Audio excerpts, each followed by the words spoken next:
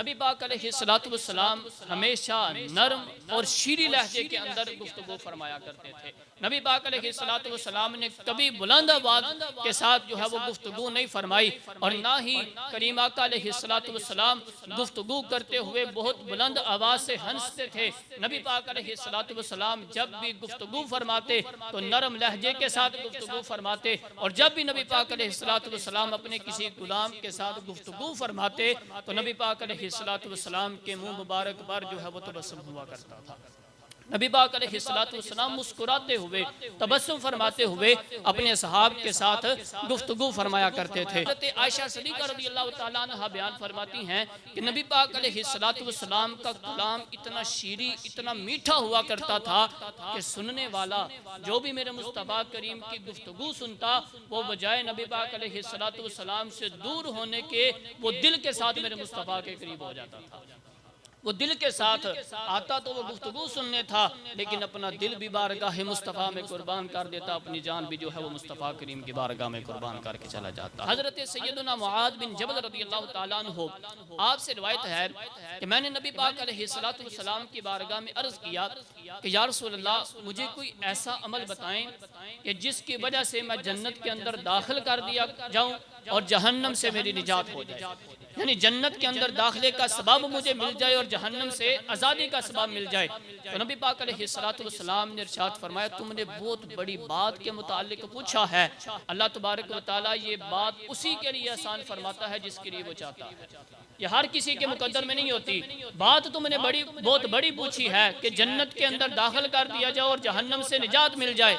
नबी पाक अलैहिस्सलातु वस्सलाम ने इरशाद फरमाया, ये जिसके लिए अल्लाह तबारक व तआला चाहता है सिर्फ उसी के लिए आसान फरमाता है।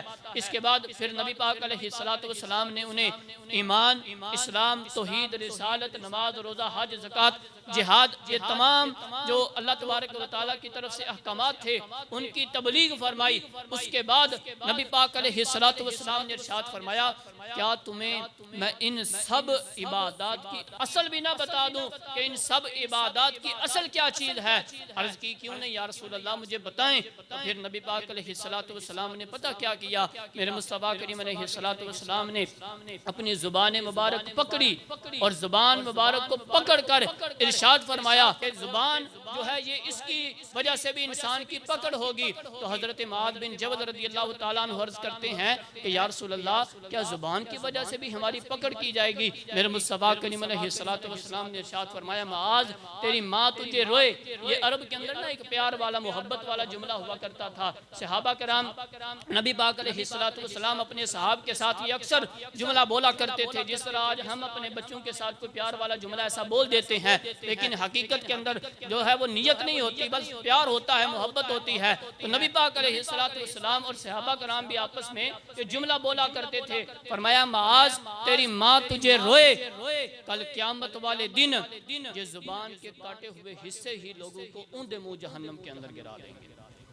यानी ज़ुबान जो है वो ऐसे ऐसे अल्फाज बोलेगी कल क़यामत वाले दिन इस ज़ुबान की वजह से। ये है तो छोटी सी ज़ुबान, लेकिन नबी पाक अलैहिस्सलातु वस्सलाम ने इसको तमाम इबादत का असल बताया है। यानी ज़ुबान ऐसे ऐसे अल्फाज बोलेगी जिसकी वजह से इंसान जो है वो जहन्नम का मुस्तहिक हो जाएगा।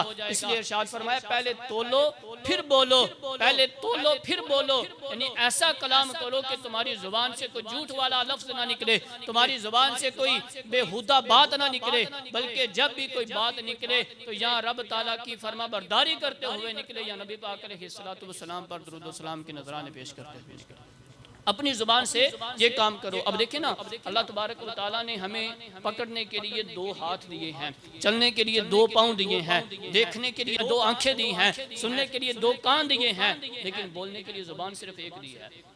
बोलने के लिए ज़ुबान सिर्फ एक दी है। इसकी क्या वजह है?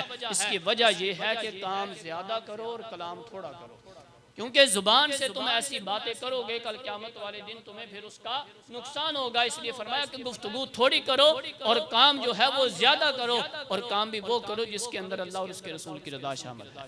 कोई ऐसे काम नहीं करने के जिसकी वजह से अपने रब या अपने रसूल को नाराज़ कर बैठो। हज़रत सुफ़यान बिन अब्दुल्लाह रज़ियल्लाहु ताला अन्हु से रिवायत है कि आप इरशाद फरमाते हैं कि मैंने नबी पाक अलैहिस्सलातु वस्सलाम से दरियाफ्त किया कि ए अल्लाह के रसूल, मेरे हक़ में सबसे सबसे ज्यादा खतरनाक चीज कौन सी है? मेरे मुस्तफ़ा करीम अलैहिस्सलाम के गुलामों, मेरे हुजूर ने अपनी जुबान मुबारक पकड़ी और पकड़ के इरशाद फरमाया, सुफियान तेरे लिए जो सबसे ज्यादा खतरनाक चीज है वो तेरी जुबान है। तेरी जुबान सबसे ज्यादा खतरनाक है। अगर तेरी जुबान महफूज है तो फिर तेरा पूरा जिस्म महफूज है। अगर तेरी जुबान जो है वो झूठ पर मबनी है, अगर तेरी जुबान से नाहक बात निकलती है, अगर तेरी जुबान पर अल्लाह तबारक व तआला की नाफरमानी वाले अल्फाज आ जाते हैं तो फिर ये तेरे लिए सबसे ज्यादा खतरनाक है। तो इसलिए मेरे मुस्तफ़ा करीम अलैहिस्सलाम के गुलामों, ये जुबान का जो गुनाह है, मैंने पहले अर्ज किया कि ये कल क़यामत वाले दिन लोगों को ऊंधे मुंह जहन्नम के अंदर गिरा देगी। और रसूलुल्लाह सल्लल्लाहु तआला अलैहि वसल्लम ने इरशाद फरमाया कि अल्लाह के नज़दीक मर्तबे के लिहाज से, अल्लाह तबारक व तआला के नज़दीक मर्तबे के एतबार से वो शख्स सबसे ज़्यादा बुरा है जिसकी बदखुल्की की वजह से लोग उससे दूर हो जाते हैं।